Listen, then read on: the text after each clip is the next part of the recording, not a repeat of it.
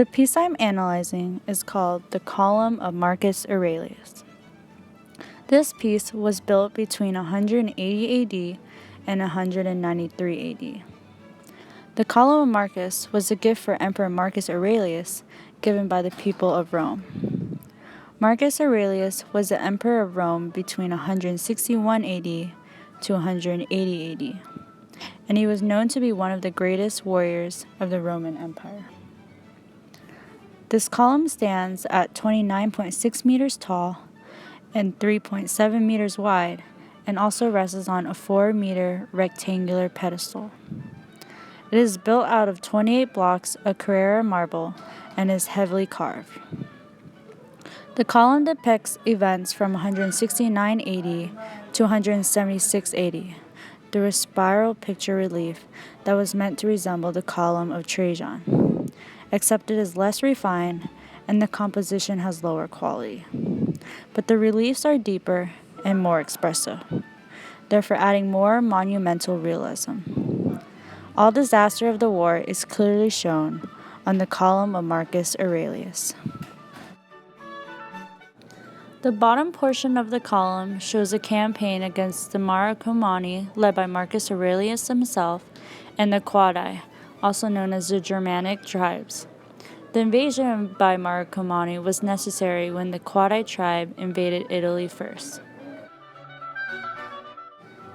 The upper part of the column shows Marcomanni's successful campaign against the Samaritans, a nomadic tribe who lived near the Black Sea. At the very top is a bronze statue of St. Paul holding a sword. This was not added until 1589 by the order of Pope Sixtus V. This particular figure was created by Domenico Fontana. Before St. Paul, there was a statue of Marcus Aurelius himself, which was eventually taken down before being replaced by St. Paul. The column of Marcus can still be seen today in the Piazza Colonna of Rome, Italy.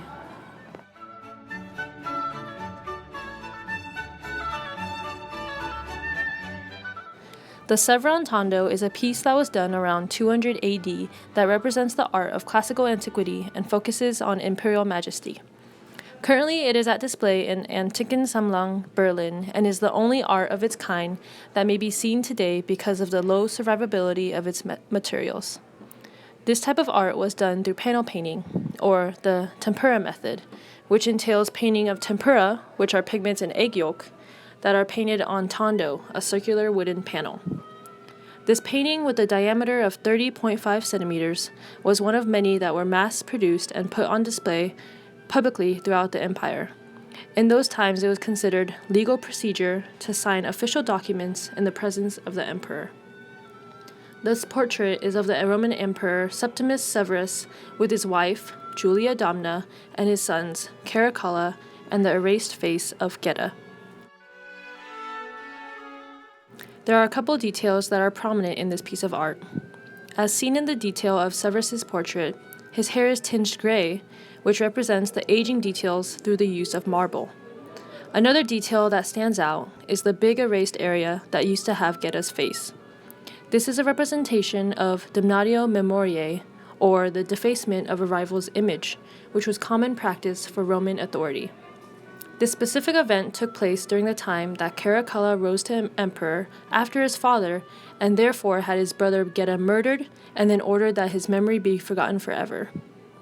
In the Severantondo, the figures are faced directly frontal, and the eyes are large and bulging. Their imperial status is revealed by their high-class garments, scepters in their hands, and diadems, or gold wreaths, on their heads. It is most likely that this tondo originally was square in shape. Looking closely at the scepters, it's possible to see that at the top of the scepters, which are usually adorned with imperial symbols, are missing as if cropped out of the picture. To date, this is the only painted imperial portrait that has been found in the present. As revealed in this tondo, we can see that it was made in Egypt, but we can only guess how it was displayed.